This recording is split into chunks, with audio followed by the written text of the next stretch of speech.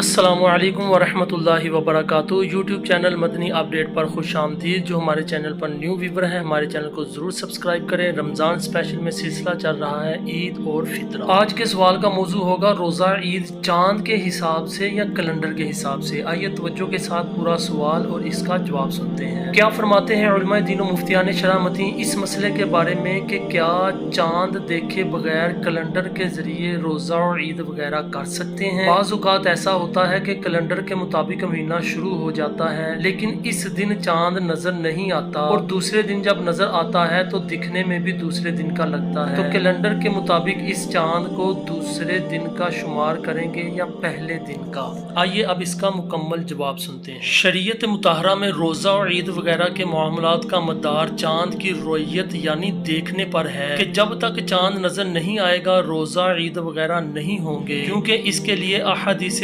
صحیحہ میں رؤیت یعنی آنکھ سے دیکھنے کا لفظ استعمال ہوا ہے اور نبی پاک صلی اللہ تعالی علیہ وسلم کے زمانہ اقدس سے لے کر آج تک اسے حقیقی طور پر دیکھنا ہی مراد لیا گیا ہے اور اسی پر عمل ہے۔ لہٰذا جب تک باقاعدہ چاند نہ دیکھ لیا جائے یا اس کا شرعی طور پر ثبوت نہ ہو جائے اس وقت تک قمری مہینہ شروع نہیں ہوگا، اگرچہ کیلنڈر کے مطابق شروع ہو چکا ہو، کیونکہ ہم قرآن و حدیث کے مکلف ہیں، ماہرین فلکیات وغیرہ کی رائے کے پابند نہیں۔ لہٰذا عبادات کے معاملات یعنی رمضان، عید وغیرہ یہ سب کیلنڈر کے اعتبار سے نہیں ہوں گے بلکہ حقیقتاً رؤیت ہی کا اعتبار کیا جائے گا۔ روزہ اور عید وغیرہ چاند دیکھ کر ہی کرنے سے متعلق حدیث پاک میں ہے کہ نبی پاک صلی اللہ تعالی علیہ وسلم نے ارشاد فرمایا چاند دیکھے بغیر رمضان کے روزے شروع نہ کرو اور چاند دیکھے بغیر ختم نہ کرو، بلکہ اگر مطلع ابر آلود ہونے کی وجہ سے چاند نظر نہ بھی آئے تو بھی محض تخمینے وغیرہ لگا کر روزہ اور عید کرنے کی ہرگز اجازت نہیں، بلکہ پھر اس مہینے کے 30 دن مکمل کرنے کا حکم ہے۔ رسول اللہ صلی اللہ تعالی علیہ وسلم نے فرمایا اگر چاند تم پر پوشیدہ رہے تو 30 دن کی گنتی پوری کرو۔ چاند دیکھ کر ہی روزہ اور عید وغیرہ کرنے سے متعلق فقہ حنفی کی مشہور کتاب الاختیار میں ہے، یعنی 29 شعبان کو مغرب کے وقت چاند تلاش کرنا لازم ہے، لہٰذا اگر چاند دیکھ لیں تو روزہ رکھیں اور اگر مطلع ابر آلود ہو تو اس مہینے کے 30 دن مکمل کریں، کیونکہ آقا صلی اللہ تعالی علیہ وسلم کا فرمان عالی شان ہے چاند دیکھ کر ہی روزہ رکھو اور چاند دیکھ کر ہی ختم کرو، اگر مطلع ابر آلود ہو تو شعبان کے 30 دن مکمل کرو، جس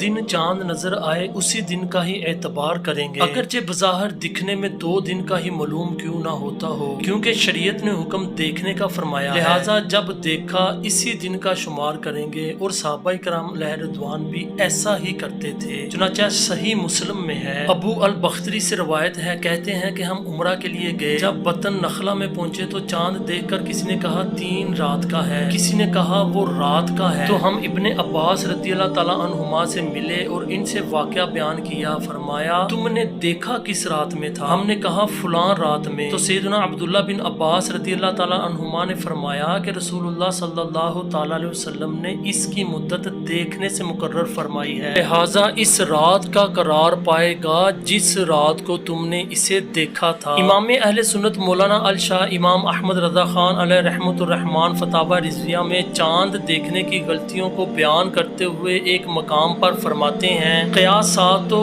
قرائن، مثلاً چاند برا تھا یا روشن تھا یا دیر تک رہا تو ضرور کل کا تھا، آج بیٹھ کر نکلا تو ضرور 15ویں ہے، 28ویں کو نظر آیا تھا مہینہ 30 کا ہوگا، 28ویں کو بہت دیکھا نظر نہ آیا مہینہ 29 کا ہوگا، یہ قیاسات و حسابات کی وقت بھی نہیں رکھتے، پھر ان پر عمل محض جہل و ضلل۔ حدیث میں ہے حضور پر نور سید عالم صلی اللہ تعالی علیہ وسلم فرماتے ہیں یعنی قرب قیامت کی علامات سے ہے کہ حلال پھولے ہوئے نکلیں گے، یعنی دیکھنے میں بڑے معلوم ہوں گے۔ انشاءاللہ جلد نئی ویڈیو کے ساتھ حاضر ہوتے ہیں، تب تک کے لیے اجازت۔ السلام علیکم ورحمۃ اللہ وبرکاتہ۔